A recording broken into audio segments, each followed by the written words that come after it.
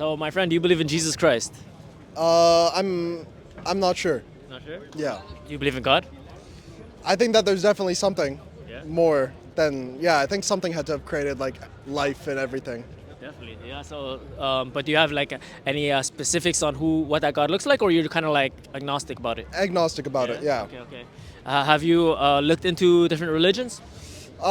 Philosophically, I've looked into like a sort of force that could have created. I don't know if it would look like, I don't know what that would look like, whether it be like a Christian God or anything like that. I don't know what that would look like, but Would you consider yourself a scientific person? no. What about a logical person? Yeah. Yeah. So you agree that in order for us to come to conclusions about our beliefs, it is reasonable to have logic behind our conclusions, right? Yeah. Because if we believe in something but we don't have any reasons for it, that conclusion is not based on any logic. Right. Right. So me, I'm a Christian because number one, I believe that God completely transformed my life. Well, I know that He did, but secondly, is because Christianity is the only religion that could be proved historically and logically and backed up with evidence. How so?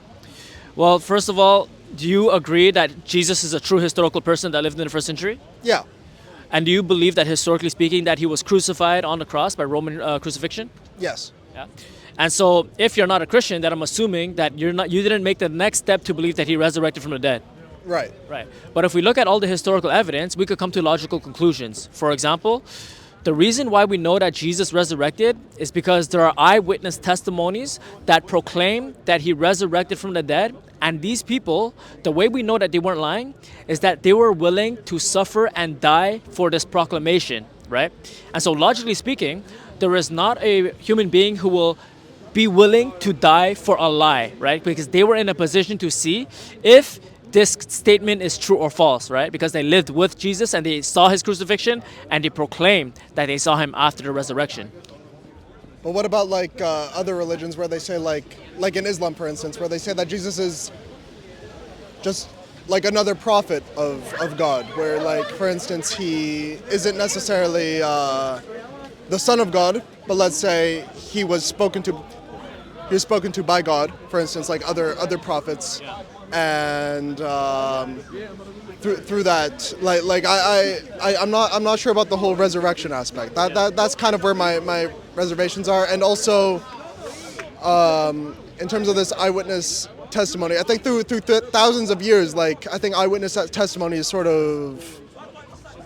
the most reliable source in terms of verifiable data, and even when you look at like other sources, I think that while there might be like another force out there, I'm not sure I'm ready to believe that eyewitness testimony proclaims that Jesus was resurrected and that everything that occurred was necessarily a result of what was spoken to Him, or whether it was like a result of the Romans being, let's say, challenged in terms of their perspective, and then they viewed it as a threat, and so that's why they crucified Jesus. I think that there's like a mix there. I don't think it's necessarily as clear cut. So when we use the historical method to come to accurate information about history, there are certain principles that we have to put in place in order to ensure that we're believing in the truth, right? Yeah. And so one of the strongest evidences that we have is eyewitness testimony, right? And so not only do we have eyewitness testimony, is that we have early manuscripts that show us that the testimonies that were written down were written in the first century, within the lifetime of the followers of Jesus Christ. And so we could come to a logical conclusion that this information is accurate because there wasn't enough time for myths and legends to develop, right? But couldn't we say that the people that followed Jesus, they had like their own motives and their own beliefs that could have affected the way that they interpreted those events? Not necessarily saying they're lying, because I don't think that most people in nature would lie, but I think that like maybe they interpreted events in the way that they wanted to, or they interpreted like I think that eyewitness testimony kind of just like favors the person's beliefs and their biases, and that doesn't necessarily mean we should take it at face value, but instead we should look at it as like a reflection of their time period, their biases, what was important to them. Yeah, and so yes, you're right. We have to look at all the evidences, right? And then we have to come to logical conclusions, right? We can't come to our conclusions unless we look at the evidence, right? Right. And so based on all the information that we have within the first century in Israel, we know that the followers of Jesus, well, we know that Jesus was crucified, right, by Yeah. Roman crucifixion, Yeah. and we know that the followers of Jesus, soon after his crucifixion, they began to proclaim the resurrection of Jesus, and they began to worship Jesus as God. And they also began to forsake all their Jewish practices that they did for thousands of years, like animal sacrifices, like eating pork or meeting on the Sabbath on Saturday. They began to meet on Sunday. And that is how Christianity started in the first century. Yeah. So if you're going to deny the resurrection, you got to give me a better explanation of why the disciples of Jesus were willing to suffer and die and live in poverty for the proclamation of a resurrection. How did Christianity start in the first century? Why did they worship God, Jesus as God? And why did they start Christian practices like baptism and communion? And how did Christianity take over the whole Roman Empire? So using the historical method, we could come to logical conclusions based on the evidence that we have, that the best explanation for all of these historical facts is the resurrection of Jesus Christ. And if you don't accept the resurrection, then the burden of proof would be on you to give me a better explanation for all of these historical facts. Sure, that's fair. I mean, I don't believe that necessarily saying that the resurrection of Jesus proves, like I don't think that his followers proclaiming the resurrection of Jesus proves his resurrection, because I think you kind of have to look at it from a historical perspective in terms of I gave you a list of more than that, right? Yeah, I'm getting into it. Give me a second. I'm getting into it. Okay. So I think when you're looking at the Roman Empire, you're looking at an empire that was known for its sort of repression of religious minorities, including Judaism, right? And I think that religion is such a powerful conduit for sort of combating against repression that the Roman Empire, which was one that was very antagonistic towards any authority that sort of combated against it, anything like that, that I think it's very natural for people to look to religious outlets for things like salvation from oppression, and sort of pushing against sort of the structure that sort of confined them. And I think you find that even in Judaism, where a lot of places, like a lot of people in Judea ended up like revolting against Rome. I don't think it's necessarily such a Christian thing. Okay, So- are you able to give me a better explanation for all of these historical facts that happened in the first century? What explains the birth of Christianity? What explains the disciples being willing to die for the proclamation of the resurrection? What explains why they forsook all their ancient Jewish practices and why they began to worship Jesus as God? Like, are you able to give me a better explanation, and how did all of these events occur if the resurrection did not happen? I don't think your explanation is necessarily historic. I think it's looking. You're trying to look at the psychology of these people, right? What did I say that is not historic? The proclamation that Jesus was resurrected. That's looking at the psychology of the people and sort of their eyewitness testimony. This is the scholarly consensus, or the historical consensus, is that the disciples of Jesus truly proclaimed that Jesus resurrected. At the least, they thought to have seen Jesus resurrected. You could argue Yes. that maybe it was a hallucination. You could bring that argument, but you cannot say with scholarly sources that the disciples did not proclaim that Jesus that Jesus resurrected, and they believed to have seen him because they were willing to die and suffer for this proclamation and this faith. Yeah, and I'm not saying that they didn't say that. But you you said it wasn't historical. Yeah, it's not. So you are saying that they didn't say that. You're rejecting the scholarly consensus of historians of first century Palestine. So you're deciding to reject history at this point. No.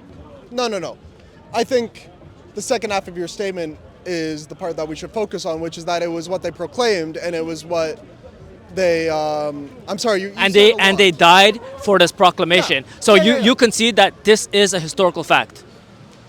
I can see that they proclaimed and they died for that. Yes. Okay. But I believe that. So why did they die for that?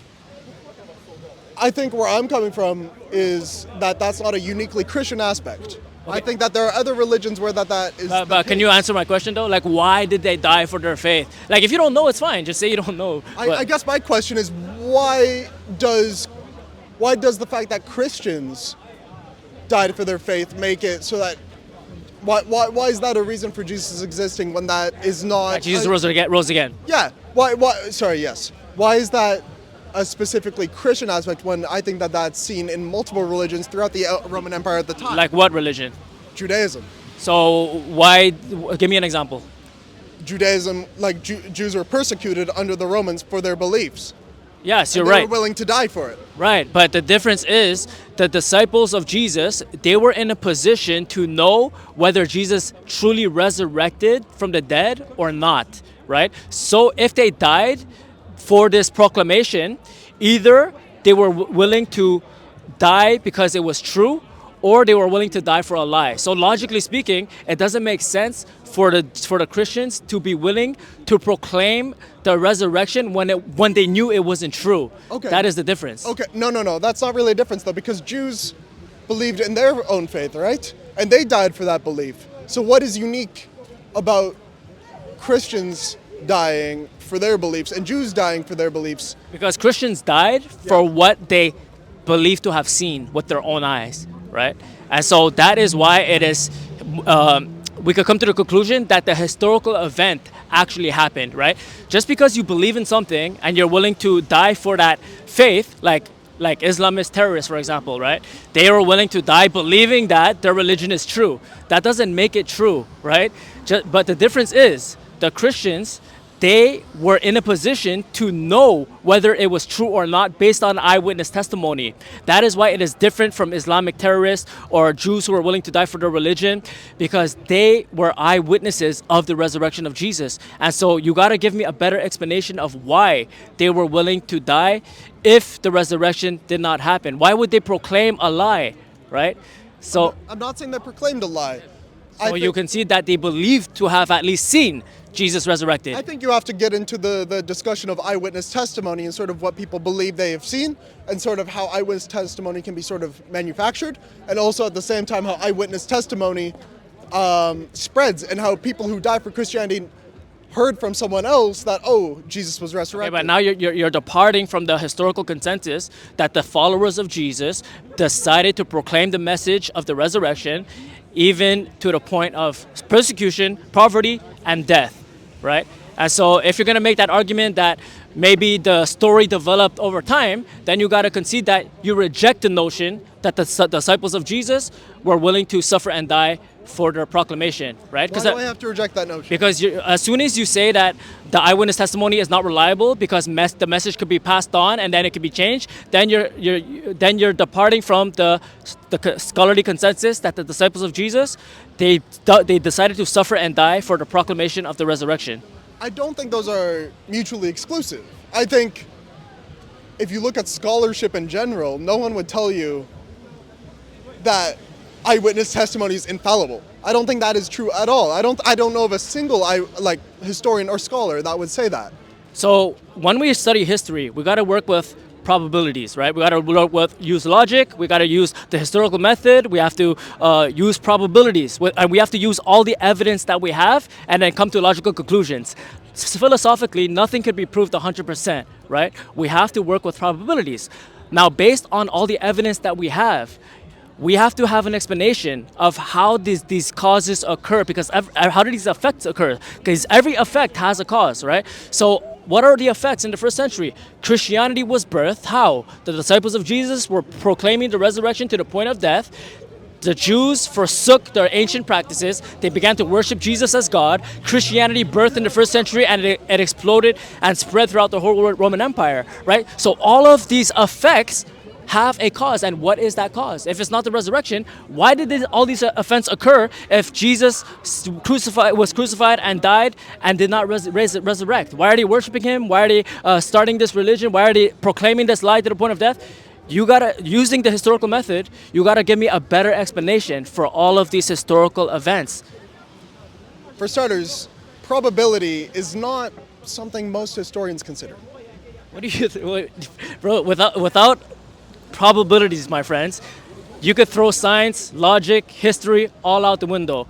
we have to come to conclusions based on reasons, right? Yes. Yeah, using logic, using evidence, using eyewitness testimonies. We got to gather the data and we got to come to logical conclusions, right? You can't come to a conclusion unless you have evidence to back up your conclusion. So what I'm asking is, what is your reason for all of these events? And if you concede that all of these are historical facts, then what caused all of these events to take place?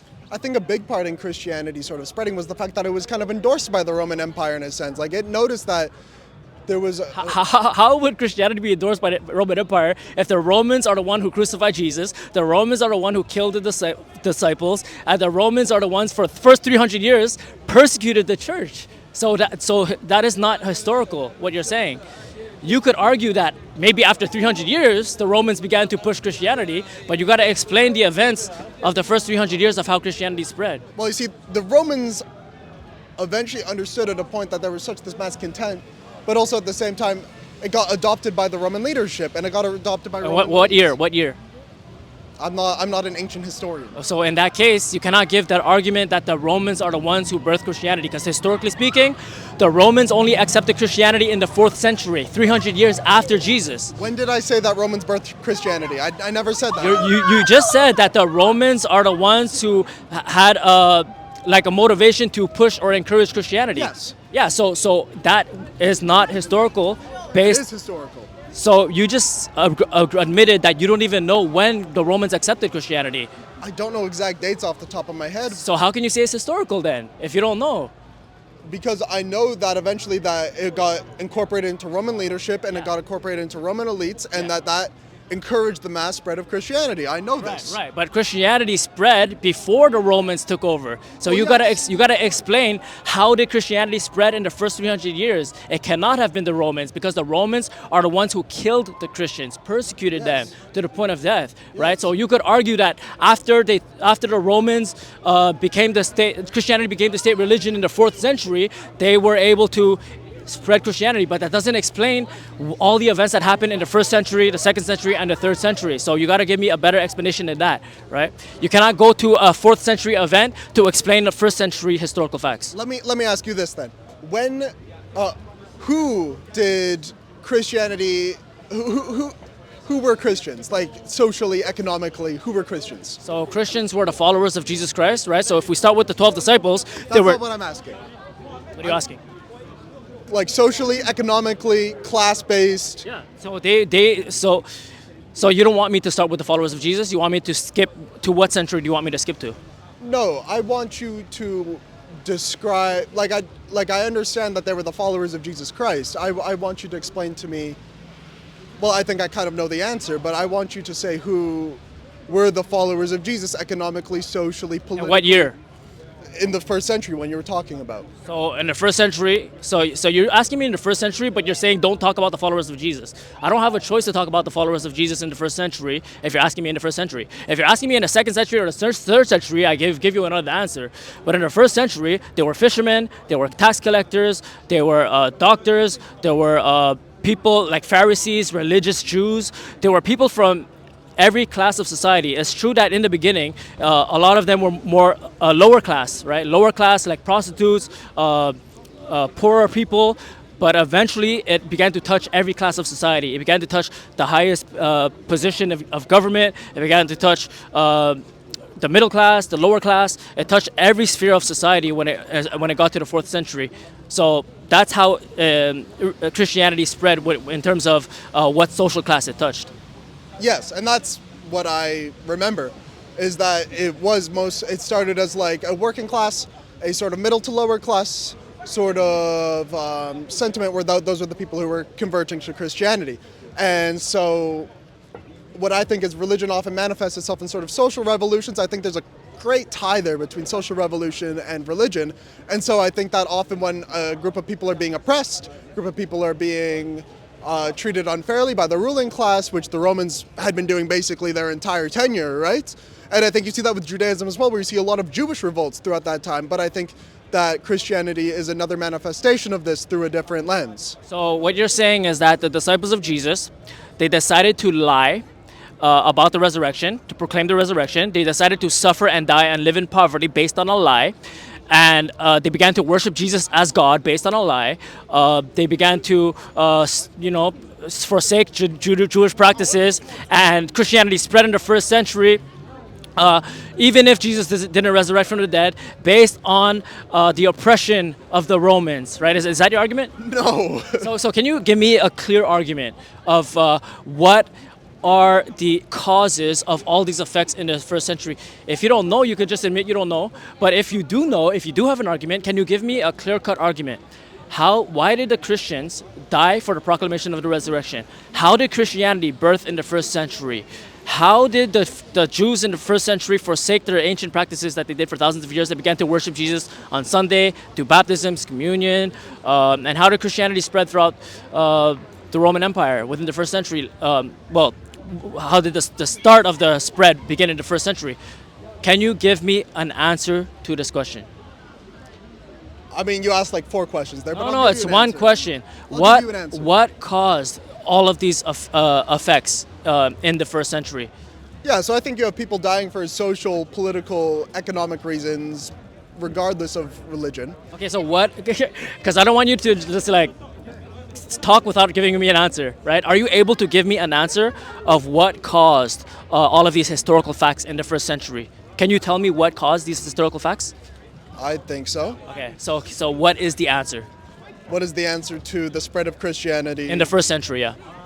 Yeah, so, I mean, as you kind of alluded to with your wording, it didn't spread as much in the first century. It was more later on. So But it what started. caused it? What caused the spread of the Christianity, of the resurrection of Jesus, the divinity of Jesus, all the Christian practices in the first century? What caused it? If Jesus didn't rise again from the dead, what caused it?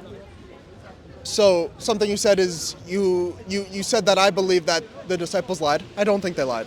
So can you give me an answer, my friend? Yeah, like I said, I think socioeconomic problems are really the root of a lot of the problems here. Like I said, I think that oftentimes people find salvation or find hope. What do you mean by that? Socioeconomic problems. So socioeconomic problems started Christianity?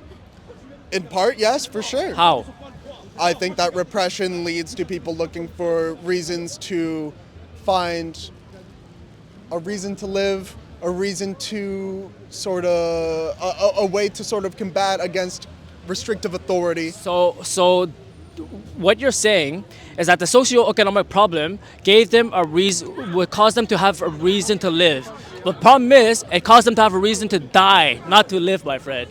They were willing to suffer, die, and live in poverty. So the socioeconomic problem could not cause someone to want to live more in poverty. But if you've been listening to what I've been saying, I said that these people are already living in poverty, are already dying for these things. No, Religion they just were dying after they proclaimed the resurrection. Before, So before they weren't dying. They were living in the first century Israel, but even the Jews, they were accepted under the Roman Empire. They were allowed to do the religious practices, and the other religions were the pagans who were worshiping the idols or the Roman gods. But the Christians became the persecuted minority because of the proclamation of the resurrection of Jesus Christ. So why is it that socioeconomic problems would cause them to want to have more economic problems by living as a persecuted minority and willing to suffer and die? Jews were a prosecuted minority under Roman authority. But Jews were at some point, yes, but they were allowed to practice their religion. Romans were not killing Jews for no reasons. That came afterwards when the Jews revolted after Christianity. The Jews revolted against the Roman Empire. But in the first century, during the time of Jesus, the Jews were allowed to practice their religion. They had a temple where they were able to sacrifice animals. They were able to practice Judaism, right? And after Christianity came, the Christians were the ones being persecuted, and then Judaism did eventually get persecuted. But when we're talking about the causes or the effects of the first century, my friend, we got to stay within the historical facts and not deviate from them in order to come to logical conclusions, right? When have I deviated from those facts? Because you're claiming that the Jews, you're putting the Jews in the same boat as the Christians, but the Jews were not as the same boat because the Jews were able to accuse Jesus of revolting against the Roman authorities, right? So the Jews were in submission to the Roman authorities, and so the Romans were not persecuting the Jews in the first century at that point. So the Christians are the ones who began to deviate from the law of the Roman Empire by refusing to worship their gods, or by refusing to pay give honor to Caesar, right? So the Jews, they were already in a position where their religion was accepted. They had to coexist with the Romans, right? So there was no persecution at that point. The Christians are the ones who deviated from the law and began to worship Jesus as God, and they were accused of atheism because they were rejecting the pagan gods, right? And so they were, and the Jews were the ones who were who burned at the stake. They were fed to lions. They were persecuted atrociously. So why is it that the Christians?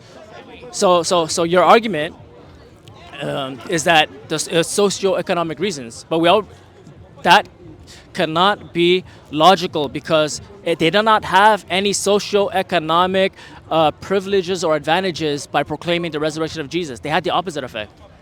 I think you aren't fully understanding the role of the role that Jews occupied within the Roman society, because yes, they were accepted, but they still received severe persecution. They were still killed for their beliefs. They were still forced to conform to Roman authority. And so I don't necessarily think that you fully, I guess, articulate the role that Jews played within this society, and the fact that you say that Christians and Jews were separate in sort of their religious oppression. It's like, yes, each oppression was sort of unique, but I don't think that necessarily discredits.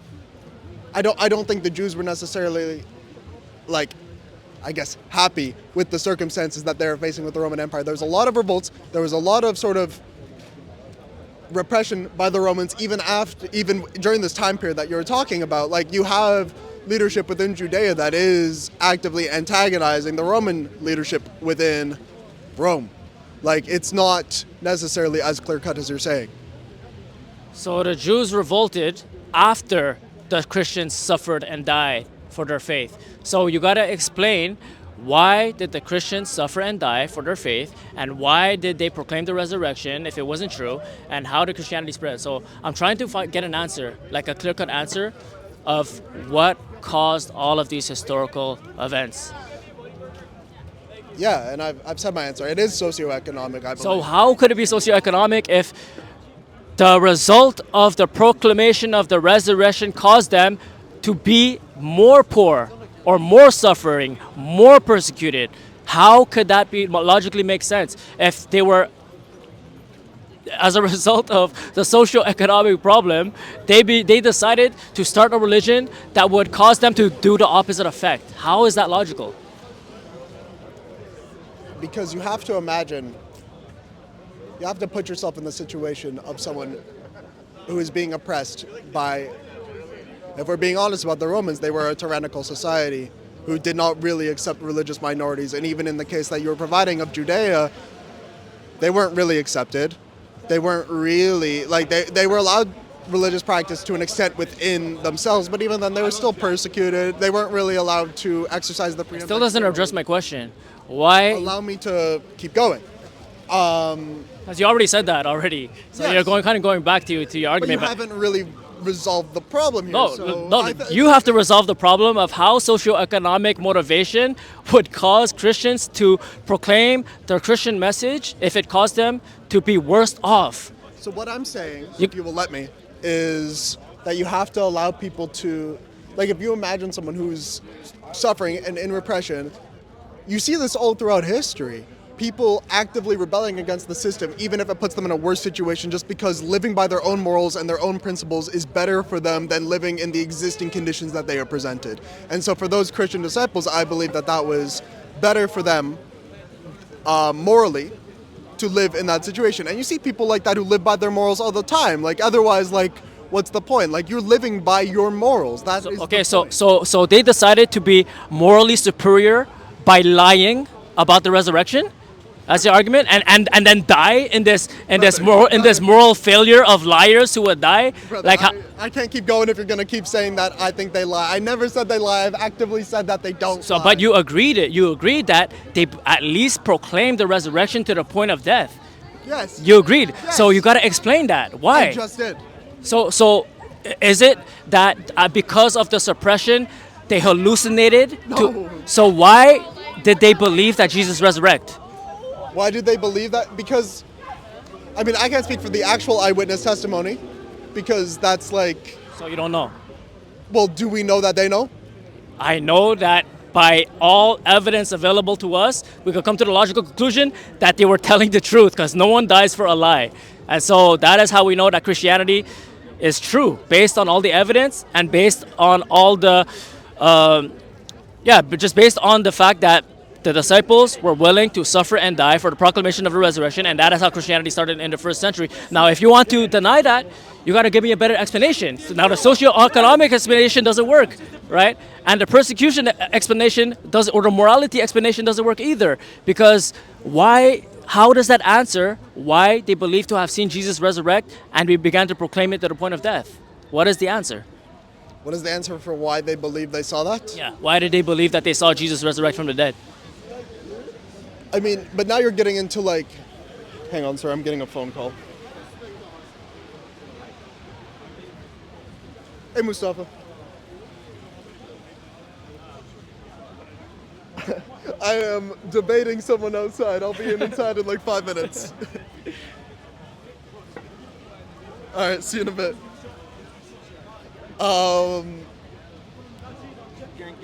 Sorry. Yeah, so what is the answer? Like, why did the disciples believe to have seen Jesus resurrect from the dead and they were willing to die for this proclamation? So we already established that the socio-economic argument doesn't work and the morality argument doesn't work either. In order to answer why did they suffer and die with the belief that they have seen Jesus resurrect from the dead? I mean, I think that argument answers why they think they would suffer and die. Now, as for them... What argument? What argument? Socioeconomic and morality. Well, so my friend... Addressing the part of like the actual resurrection, which I think is like the crux of this, right? Because I think if they like... I think it's very logical for them to rebel against the system if they see someone that they believe has resurrected from the death. I think it's very logical for that. But how did they see? So is it because they hallucinated? Is it because of the oppression, it caused them to believe that they have seen Jesus resurrect? Like, what is the cause? I think it's part of that for sure. Okay, is that your argument? Because I'm trying to pinpoint your argument. Yeah. Like, okay, so is that your argument? Sure, we'll go with that for now. You'll go with that, Sure. even if you don't really. Sure, we'll go with that. Okay, so you believe that the disciples of Jesus, simultaneously, all of them, they got a hallucination that they have seen Jesus Christ resurrected from the dead, and that is how Christianity spread, and they were willing to suffer and die. Is that? Are you going to stick with that argument? I wouldn't put it as negatively. Well, I didn't say anything about a positive or negative. I'm trying to illustrate your argument. So I think the connotation of hallucination makes it kind of negative. What would you call it? I think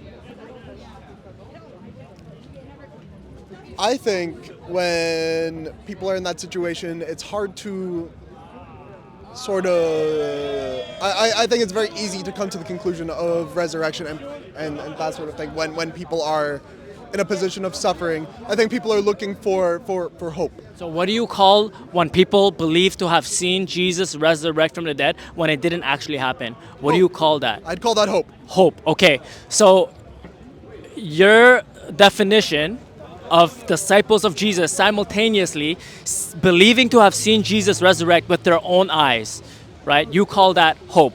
Okay? And so your argument now at this point, we finally got an argument out of you, is that multiple disciples of Jesus, because of hope, they were able to see, you don't want to call it a hallucination, but they were able to see with their eyes Jesus alive after the resurrection of Jesus. Multiple disciples of Jesus simultaneously saw Jesus resurrect from the dead because of hope. That's your argument? Sort of. I think also you kind of get into sort of the authorship of these of the Bibles and the verses, and that's. Did I misrepresent your argument? Because you said sort of. Did I misrepresent your argument? I mean, I kind of have to get going, and that's like a decent explanation of it. I think also that when you get into it, like But did I represent well your argument, Well or, enough. well enough? Okay. Well enough. So if that is your argument, my friend, then psychologically and scientifically speaking, it is impossible.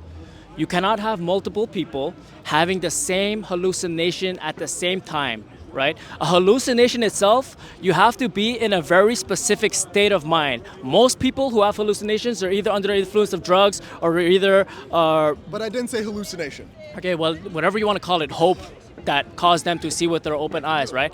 You cannot give me any scientific research that can show me how multiple people simultaneously can have the same vision. That is like, for example, you and I, we sleep, we wake up, and then we had the exact same dream. It does not make any scientific sense. So that argument that you agreed to, which I don't even think you actually believe it, you just want to have an argument, it doesn't work either, right?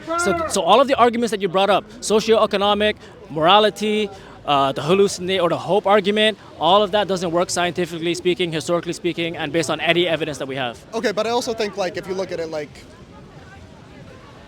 one of the main issues that comes up is sort of the authorship of like the chapters of the New Testament and even the Old Testament and stuff like that. Like you talk about authorship of history, right? Like people can never be certain of sort of the word that's been passed down. Like if you look, or since we're talking about ancient, if you want to talk about like Homer, if you want to talk about what's his name, the ancient Greek philosopher Herodotus. If you talk about any of these guys, nobody can actually tell you that they wrote it. Nobody can tell you what they actually saw. Nobody can tell you if they were real people. So now we're getting into like semantics about like authorship, and that. Okay, that's well, you're changing topics now. So But you're talking about the eyewitness testimony, and I'm asking, well, how do you know that the eyewitness testimony even exists? how do you know we use the historical method, right? So in order to use the historical, like if we use the historical method, we have to use the most ancient manuscripts that we have available, and we have to determine when were those ancient manuscripts written, Yeah. right? And so, for example, if we take Plutarch, who wrote the biography of Alexander the Great, he wrote a biography that historians take seriously. And you know how long, how long after the life of Alexander the Great that biography was written? 400 years. So 400 years is acceptable to historians to take it as accurate historical information, right? No. And so, yeah, if you study historical antiquity or how we come to conclusions, everything you know about Alexander the Great, the majority of it comes from biographies that were written 400 years after, Yes. right? Exactly. So, Yes, but so if you're gonna my reject, profession is literally medieval history. yeah, exactly. So in order for you to accept the historicity of Alexander the Great, you have to adhere to the earliest available biographies, and you have to, if you're going to agree with the scholarly consensus of the life of Alexander the Great, you're using ancient manuscripts or ancient texts that were written hundreds of years actually after the actual people. So compared to Let me dissect that. So, what do you study? What do you study? medieval history. Medieval history. Are you in school right now? I am a master's student. Wow, that's amazing. So medieval history, that's your major? Yes. Awesome. Yes. So, when it comes to looking at ancient manuscripts, you're absolutely right in the sense that, like, when it comes to the life of Alexander the Great, we have these sources that aren't super reliable, that were written hundreds of years, oftentimes after his death. But that doesn't mean we take everything they say at face value. In fact, we often have to cross-reference. We have to look at archaeological facts. It's not just as simple as taking the manuscripts and what they say is face value. In fact, if you did that, you would be doing a disservice to sort of historical craft. Yeah, no, I get you on that. But like what I'm trying to show you is that oftentimes historians have a double standard, right? We are quick to accept all the information that we have available to us about Alexander the Great, but when it comes to Jesus Christ, for some reason, we're going to reject the historicity when all the evidence that we have about Jesus Christ is way more exponentially more than what we have of every other historical figure from antiquity, right? I think and that's so more- you got to be consistent in your historical research. I'm consistent. I'm not saying that other historians are consistent. I think there's definitely an issue with the way that religion is treated within historiography. And I think also, in the case you're presenting with Alexander the Great, people are providing too much credit to these sources. So I would say that it's not an issue of people... Well, it is an issue of people are treating the sources of Alexander the Great more than like you're saying, like the Bible and other sources about religion. But I think it's more in the sense of religion is... Or not religion. These people are taking these sources too much at face value. And I think recently, if you look at the historiography, people have been looking further past that. I think that recent modern scholarship has actually been much pushing against that. Okay, yeah, fine. Maybe people are pushing more against that, but as it is today, when historians they do research on historical figures from antiquity, they go with the information that is available to us, right? And so, if we compare like the Bible or the Gospels, for example, with every other ancient manuscript from antiquity, there is no comparison in terms of the multiplicity of the manuscripts that are available to us, and also how early the manuscripts were written down. Right? So if you take, for example, Buddha, right? The earliest manuscripts of his biography was written 500 years after he actually lived. Krishna was 3,000 years. Muhammad was 150 years, right? But when it comes to Jesus, it's within the same century. It's about the first information. We have the epistles of Paul that were 20 years removed after the crucifixion. We have the Gospels are like 30 to 40 years after the events of Jesus Christ. But within those manuscripts, they took sources from earlier manuscripts. So we could trace sources back to the actual event of the crucifixion and resurrection, maybe a couple years. So in terms of historicity, using the historical method, the historicity of the manuscripts of the Gospels are unmatched compared to antiquity. The closest thing that you have to it is the Homers of Iliad. With the Homers of Iliad, we have maybe 600 manuscripts available to us. Compared to the New Testament, we have 25,000 manuscripts available to us, 5,000 in the Greek language. So there's really no comparison when it comes to historicity. So if you're going to reject the historicity of Jesus Christ, you got to reject all of the other historical figures within the first century, like Julius Caesar, Alexander the Great, who was before. So you got to be consistent if you're going to be like an honest historian, my friend. This will be my last point because my feet are getting cold and my friends are waiting for me. There is no videos. But Videos? You want to be next? Yeah. What's up, guys? How are you? I'm You good? I'm just about finished, so you can go what's next. up? You What can are go next, talking? brother. What's We're up? talking about God. Yeah. Go. All Yeah, and right. Jesus. Yeah. Yeah. Finish your last point. He's just going to finish. I'm just gonna finish and then you can go up, my friend. عرفت ترى تشيل Sorry, we were talking about historicity and Yeah. okay. So I don't think amount of manuscripts necessarily proves anything. And I think that if You're a you look historian, my friend. You said you're a major in medieval history. Manuscripts are very important when determining historical facts, my friends. For you Yes. to say that manuscripts don't matter, that is, you are putting words in my mouth. Manuscripts do matter, Okay. but I don't think that. Sorry, your point was that the amount of manuscripts proves a validity, and I don't think course. that that's necessarily true because are you sure about that? Yes. And you're a historical major. yes, And you don't believe the multiplicity of manuscripts means anything when it comes to historical research? it does mean stuff. It does mean stuff, but it doesn't necessarily prove validity of the words within the text. I'm sorry? It doesn't necessarily prove the validity of the words within the text, and I think to make that argument is The more manuscripts that we have, the more accurate we could find of the original text, right? Yes. So a lot of manuscripts are copies, right?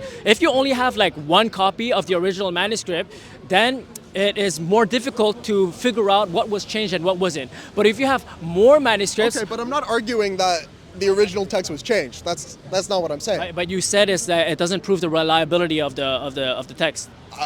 What I'm saying is it doesn't prove the validity. Reliability and validity are two different things. Okay, I see what you mean. So the reliability of the accurate transmission, it does matter when it comes to multiplicity, Yeah. right? Yeah. But in terms of the reliability, right? The reliability, what determines reliability, if you should know this, is how early the texts were actually written. And eyewitness testimony is very important when it comes to history. I mean, sort of. Like it's a complex topic. I gotta go. Yeah, that's okay. Okay. God bless you, man. Thank you so much for the time. Take care.